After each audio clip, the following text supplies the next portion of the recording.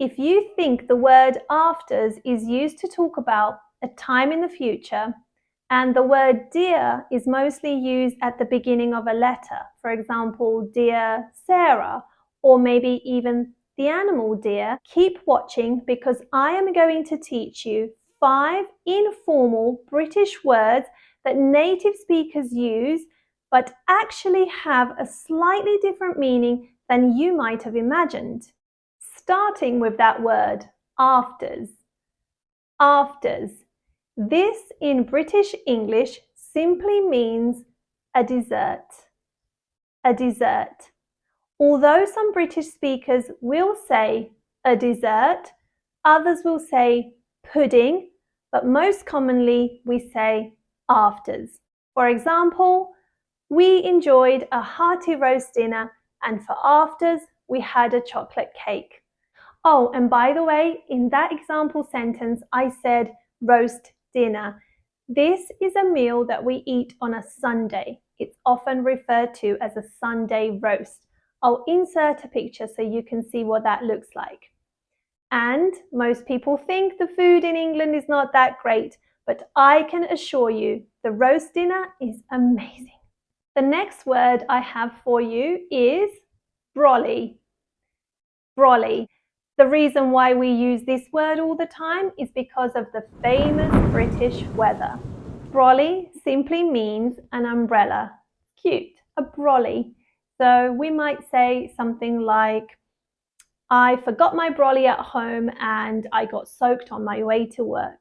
Next, we have the word chock-a-block. Chock-a-block. This is used to describe a place that is full of people or things, or both. But in most cases, cars. For example, the traffic on my way to work this morning was chock-a-block. Now for the word dear. Dear. If something is dear in informal British English, it means it's very expensive. Expensive. For example, the dinner at the restaurant was quite dear, but the food was great. You notice in that sentence I said quite dear. We often use the word quite to emphasize something. So if you want to sound more natural in British English, add the word quite before an adjective. So you could say something like, it's quite cold, it's quite hot, I'm quite tired, she's quite hungry, and so on. Next, I have a phrasal verb for you, and it is to faff around. To faff around. Some people might say to faff about.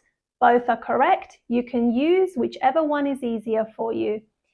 If you are faffing around or faffing about, you are wasting time doing pointless activities instead of being productive. It implies a lack of focus or productivity. For example, I spent the whole morning faffing around instead of getting any work done. And that, my friends, is a true sentence because I did. I really did faff around this morning, but it's okay. I'm being productive now, and I hope you are too. And that is it for today. Those were my 5 informal British words that native speakers use all the time. However, I will be posting another 5 in another video. So if you like this kind of content, please subscribe to the channel and I'll see you next time. Bye!